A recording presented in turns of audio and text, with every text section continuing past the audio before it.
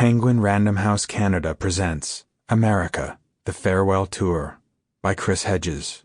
Read for you by Fred Sanders. For Eunice.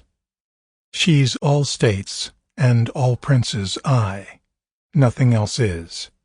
Princes do but play us. Compared to this, all honors mimic, all wealth, alchemy. Actually, I hardly feel constrained to try to make head or tail of this condition of the world. On this planet, a great number of civilizations have perished in blood and thunder. Naturally, one must wish for the planet that one day it will experience a civilization that has abandoned blood and horror. In fact, I am inclined to assume that our planet is waiting for this.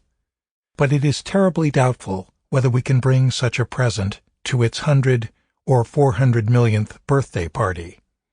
And if we don't, the planet will finally punish us, its unthoughtful well-wishers, by presenting us with the Last Judgment.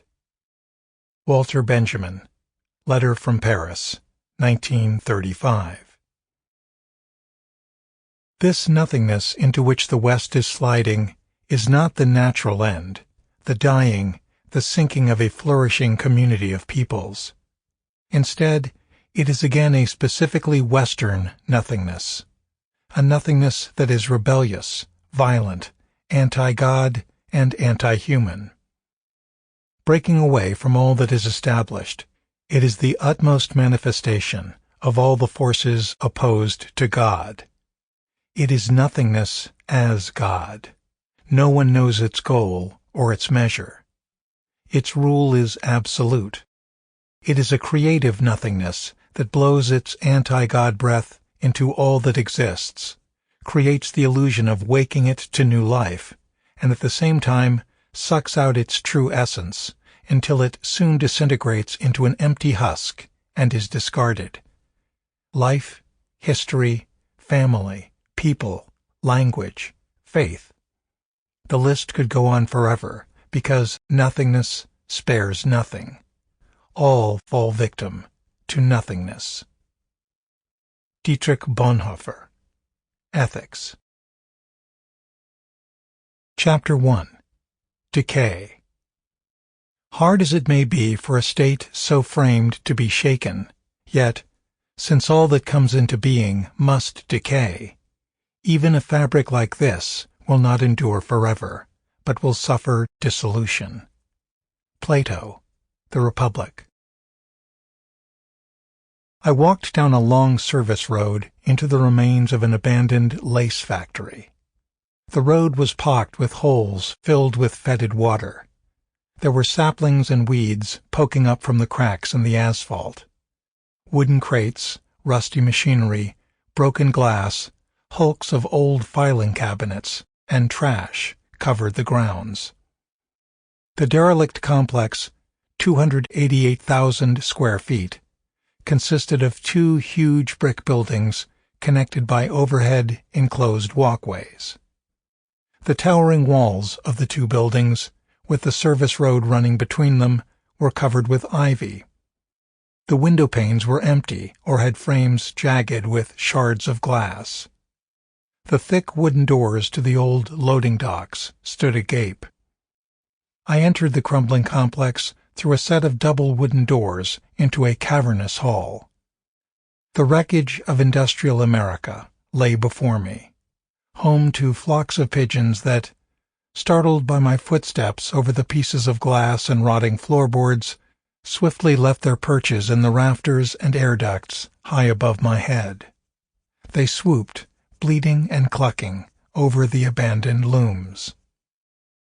The Scranton Lace Company was America. It employed more than 1,200 workers on its imported looms, some of the largest ever built. I stood in front of one. The looms, weighing nearly 20 metric tons and manufactured in Nottingham, England, were 20 feet tall. They stretched across the expanse of the old factory floor. The word Nottingham was embossed on the black arms of the machines. another age, another time, another country. The factory, started in 1891, was once among the biggest producers of Nottingham lace in the world. When it closed in 2002, the company's vice president appeared at mid-shift and announced that it was shutting down immediately. It had become a ghost ship with fewer than 50 workers. On the loom before me, the white lace roll sat unfinished. Punch cards, with meticulous tiny holes for the needles to pass through, lay scattered on the floor. The loom was stopped in the middle of production, arrested in time, an artifact of a deindustrialized America. For more than a century, the factory stood as a world unto itself. I wandered through the remains. The old bowling alley, the deserted cafeteria with its rows of heavy cast-iron stoves, the company barber shop, a cluttered and dusty gymnasium, the auditorium with a stage, the infirmary, and outside, the elegant clock tower with the cast-iron bell and large whistle that once signaled shift changes. The company had its own coal mines and cotton fields. It made products that the workers, including Hillary Clinton's father and grandfather, viewed with pride. They could hold them in their hands. Curtains, napkins, tablecloths, valances, shower curtains, textile laminates for umbrellas. During World War II, the facility manufactured bomb parachutes and mosquito and camouflage netting. The employees had unions. The unions ensured that workers were paid overtime and had medical care, pensions, and safe working conditions. But the company gave more than a wage to the thousands of men and women who worked here. It gave them dignity, purpose, pride, a sense of place, hope, and self-esteem. All of that was gone. It had been replaced in Scranton and across America by desperation, poverty, drift, a loss of identity, and a deep and crippling despair. Scranton Mayor Christopher Doherty, when I interviewed him, was 54, trim, articulate, and the father of 6 children. He had been mayor for 11 years. He did not seek re-election in 2014 and was replaced by another Democrat who accelerated the selling off of city assets. Doherty spoke to me in his shirt sleeves. The room was stuffy in the summer heat. The air conditioning was turned off to reduce electric bills. The mayor had just negotiated a deal with his antagonistic 5-member city council to pull Scranton back from bankruptcy. By the summer of 2012, banks would no longer lend the city money. With only $5,000 left in its bank account and facing a $1 million payroll in July, Scranton was forced to reduce every city employee's income, including the mayor's, to the minimum wage, $7.25 an hour.